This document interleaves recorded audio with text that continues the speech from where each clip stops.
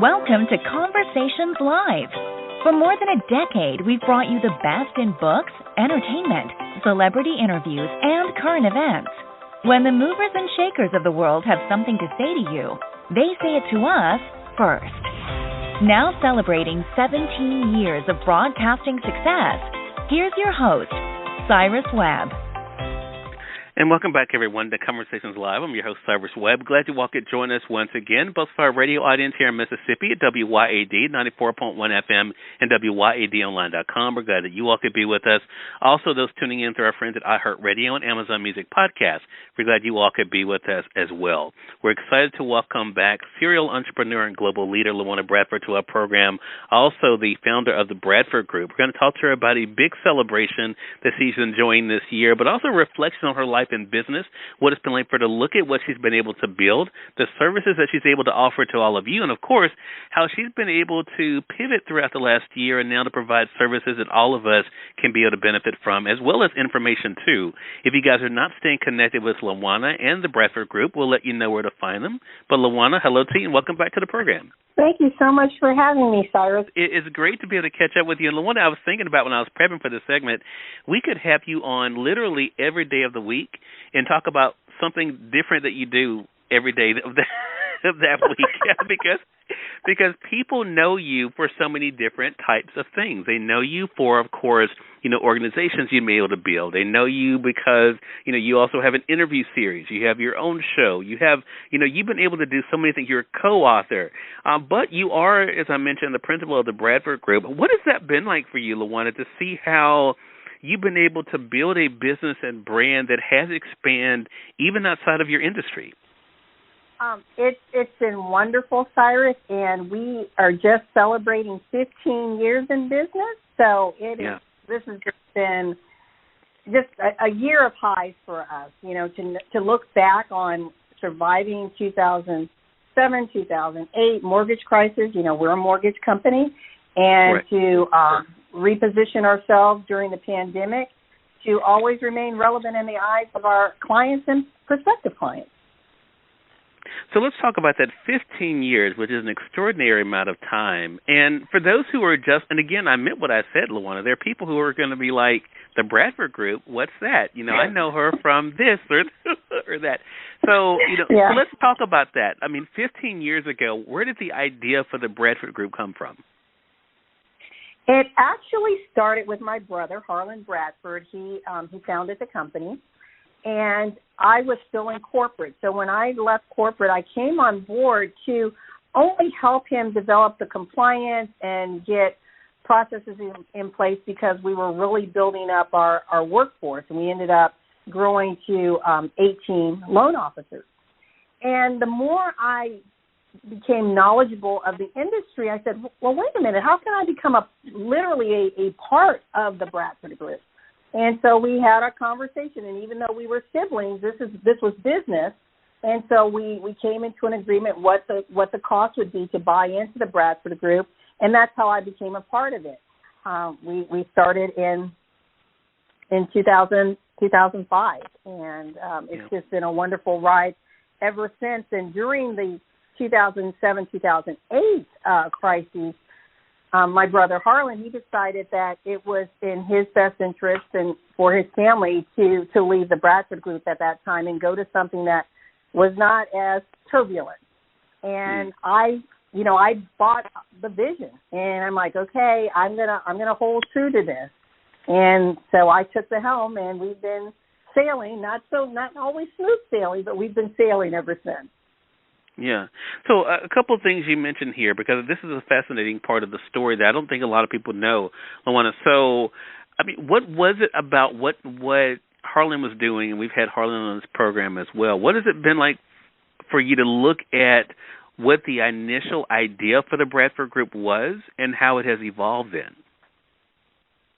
The initial idea was he had been in the mortgage industry for some time, and he was hearing the pain points of clients. And he thought, well, if I stay under someone else's umbrella, I can't affect change the way I want to. And so he decided, well, I'll do my own company. I'll start my own mortgage company. And I will develop, and we had a proprietary process called Customer Reconciliation System, which really talks about really understanding and hearing the pain points of your clients, developing processes and systems that address that so that you create this win-win relationship. And the whole thing was not looking at customers as this transactional exchange, but really truly building that customer relationship that we hear people talk about now. And you're thinking 15 years ago, that was his vision of being very, very customer-centric and hearing the voice of the customer and creating a product and service that met their needs, not so much building and hoping they would come, but hearing the cries, creating that bridge, and knowing that they're going to cross that bridge because you answered the cry.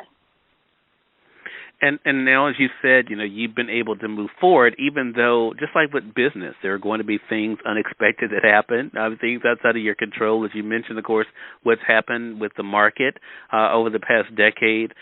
What made you want to stick with it? You mentioned while your brother left. What made you want to say, I'm going to keep going? I truly, number one, believed in the vision, but also to be in an industry where we were helping people, to see, those first-time home buyers, individuals who wanted to be first-time home buyers and not understanding how to navigate it, and putting ourselves in a position where we became educators first, salespeople second. And I just loved being able to know that I was touching families that could impact generations by giving them hope and becoming part of the American dream, which is always, that home ownership or being that investor and knowing how to create wealth for themselves by generating, these different real estate acquisitions that then can in turn help house other people. So I just got really excited about the role real estate plays in the economy. That was exciting to me, and I'm like, I'm gonna keep holding on until I find something better to do. And it's, like I said, it's been a ride, and has not always been easy. But I think because of my strategic background from corporate, I have a futuristic lens in how I look at business, and that's helped us to be able to, if you want to use the term pivoting, but being able to always reposition ourselves to stay relevant. And I think that's so key for any business. Such a great point. You mentioned another word that made me really take note, LaWanna. I want to go in two areas. You mentioned educate. And I think for anybody who's starting a business, I think to go into it knowing what you want to do and knowing the market, knowing that industry is important, but also there's the sharing of that with your potential clients and customers. What has that been like for you to be a part of that educational system? Because I notice even online, you're not just offering a service, you are offering value. You're offering information for people who, quite honestly, who are, clients, not clients of yours or clients of yours. Yeah, so for me, that to me is the greatest reward. And it's actually quite interesting, Cyrus. People are so surprised when you come at them from that lane. They don't see it coming. They're like, for example, with mortgages, the first thing typically that is asked of you is, okay, give me your name, your number, and your Social Security. Why do bankers and lenders ask for that information, or brokers? Because they want to pull your credit. And then they'll pull your credit, and they'll make a quick assessment and then send you on your way, because it's, for them, it's a numbers game. Okay, next, let's keep going, keep it moving. Well, that is offensive to me. You're asking me for my personal information, and you haven't even had a time to just sit down and dialogue with me. So what we always tell our clients is, that's going to be the last thing I ask you. I want to talk. I want to have a conversation. I want to know you. And my brother used to always say, I need to get all in your Kool-Aid. I need to know the good, the bad, the ugly. And then from there, I can help you understand where you are, what products or services may be able to help you, or if you need to do something different to prepare for, ultimate home ownership or ultimate investment. And then getting all the financial stuff is secondary. And I think that's what has made us so different, is because in that we are positioned as this trusted advisor. We're creating this relatability and relationship through conversation, and then we get into the sales. But it's, you know, when someone just feels like they're a number, you know, I don't, for me personally, I don't like doing business that way. Yeah.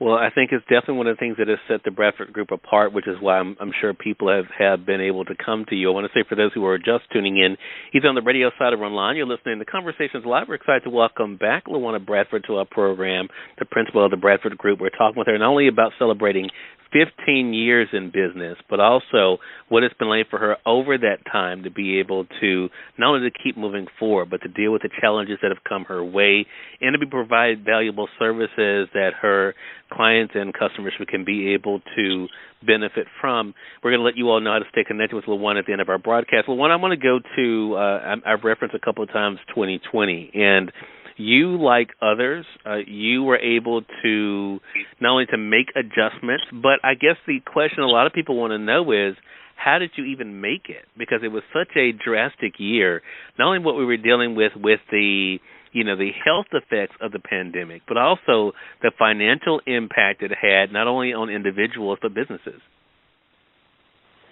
Yeah, that's a great question, Cyrus. Oh, the first thing when the Feds at the beginning of the year, when the Feds lowered the interest rates, we got so excited. We're like, great, our business is really going to blow up, because we thought this was now an opportunity to really focus on our messaging about refinancing and individuals that wanted to perhaps harvest equity, meaning taking money out to do other things, vacations, buying other investment properties, whatever they may want to do. But then we quickly ran into a brick wall when our lenders said, yeah, but Feds lowered the rates, but there's a pandemic and the economy is shut down, and we're seeing people may not be able to afford these loans, so we're going to stop lending and or change our lending programs or create guidelines that are so stringent that it makes it very difficult to do loans. So we went from, you know, being on a high to suddenly like, OMG, why does this feel like Groundhog Day again? And so I said, well, what we need to do, turn up the education lane, let people know we are still here. We understand where they are. We understand their pain points. Get really close with our lenders to find out what shifts they're making.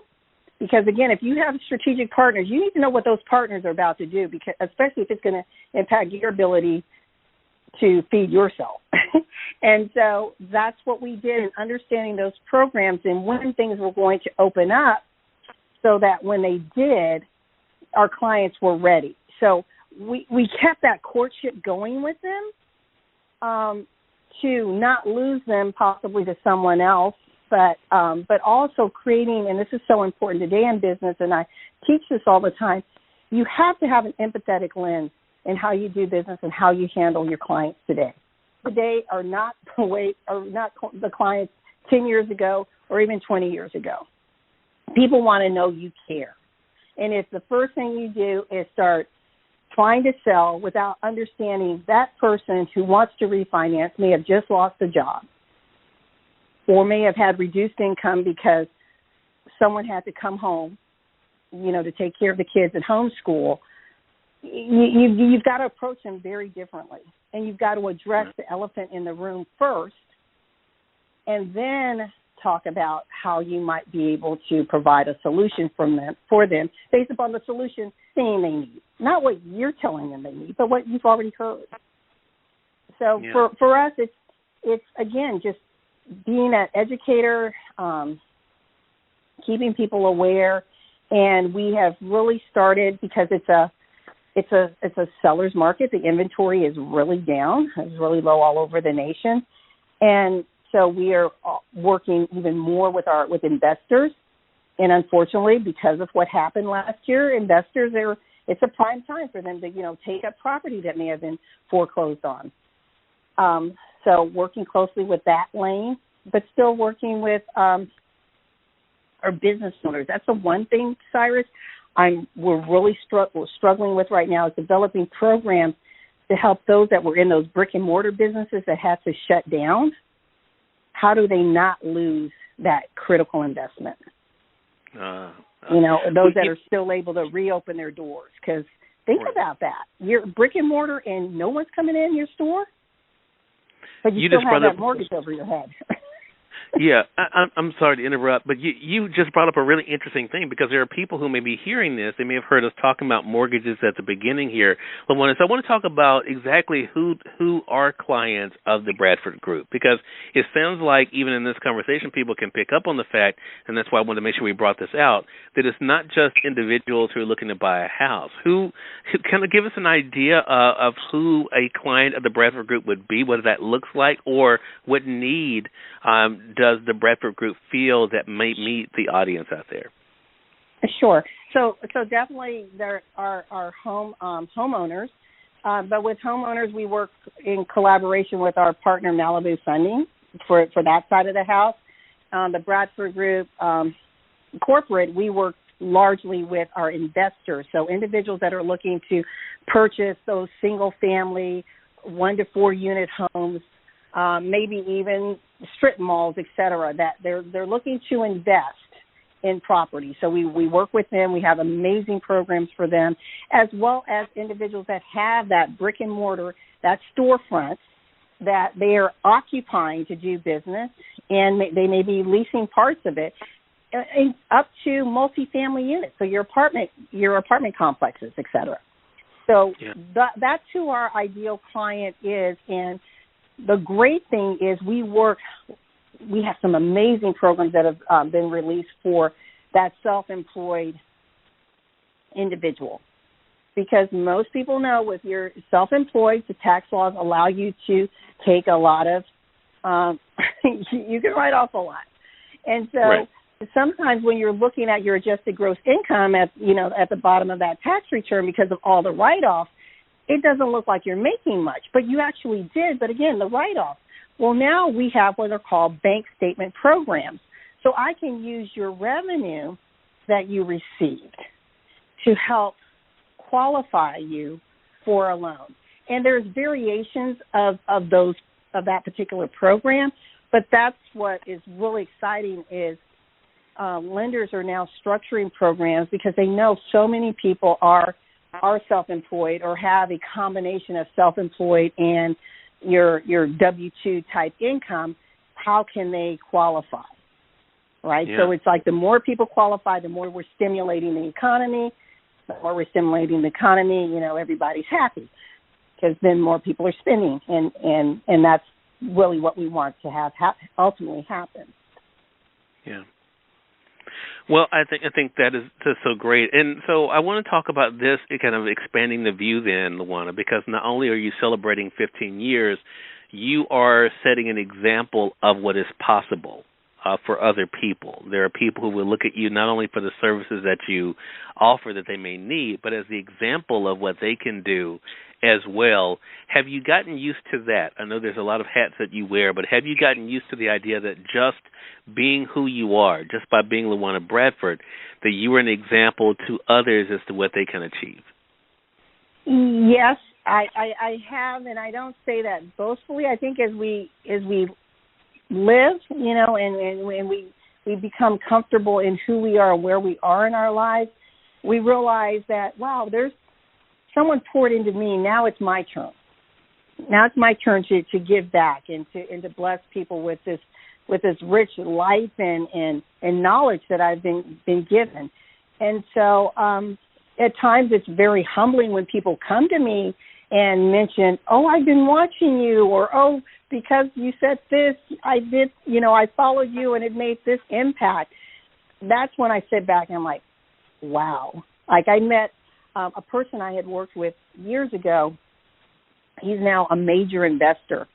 And I totally had forgotten about this conversation he and I had. And I asked him, I said, Wayne, how did you get into, doing all this investment? I mean, you now have 6 investment properties. You retired from corporate. You're doing your own thing. And he said, you don't remember that conversation we had years ago? And he said, we actually sat down and you mapped out a strategy for me to take when I was ready. And he said, and I implemented it. I thought, wow, that's so cool. So, it's things like that. You're thinking, wow, our motto at the Bradford Group is making a difference. And that's when it feels good, is when that's rewarding, when you get that feedback showing that you are making a difference. And it's, it's really one life at a time. Yeah. Yeah, I think that is the big thing. So let's talk about then what's next. We talked about how you met the challenges of 2020, LaWanna. What are you looking forward to as you begin year 15? What I want to do, and it's something that's been on my Bradford Group bucket list, is I want to create a consortium that trains women on how to elevate their finances through real estate. And people may say, well, LaWanna, those programs already exist, but I want to do it in a way where it's almost like a one-stop shop, where you come in, you get this information, but then you don't walk away wondering, where do I start? I already have at the table your real estate investor, your accountants, your lending partners. Everything is lined up to give these women a leg up, if you will, in what otherwise is a very male-dominated side of the financial house. And so that's my goal, that's my vision, and I want to begin start pulling that together this year, as well as training our younger women, like my niece and nephew. They will be 16. Well, I want to start teaching them, how do you run this business? Because I'm not going to be running it forever. And this may be for them, it may not. But at least if they understand business operations, when it goes to them, then they can hire someone else to run it, but at least they'll understand conceptually what it means. And I would love to have like business incubators for your teams. That helps them to develop and fine-tune their business ideas, whatever it may be. Like the little girl that did I think it was a bee lemonade, right? And now she's, this little millionaire running around because she had a lemonade stand, and her parents saw her vision but helped her to cultivate it. And with our children, they are such amazing visionaries. They are the most creative beings on the planet. But they don't necessarily know how to hone it and how to cultivate that. And that's where we come in. As moms, as dads, as godparents, aunts, uncles, that's our role, is to help cultivate for the next generation. Well, you've definitely been able to do that, LaWanna, and so excited to see what's coming up for you. Again, everyone, LaWanna Bradford has been back with us. LaWanna, how can our audience stay connected with you and keep up with the updates for what's next with the Bradford Group? Well, definitely our website, Bradford Group, MTG.com. That's Bradford Group, M as in Mike, T as in Tango, G as in Golf.com. We just revamped our website, so go check that out. Also, you can contact us at 404-618-2824. That's 404-618-2824. And you can check us out on Facebook, the Bradford Group, and also LinkedIn, the Bradford Group. LaWanna, congratulations to you again on 15 amazing years. Excited to see what's coming up next, and looking forward to our next conversation together. Thank you so much, Cyrus. Hey, always a pleasure. And we thank your audience for tuning in to another great segment of Conversations Live. Until next time, I'm your host, Cyrus Webb, saying as always, enjoy your day, enjoy your life, enjoy your world. Thank you all for choosing Conversations Live, and let's go make today amazing. Take care.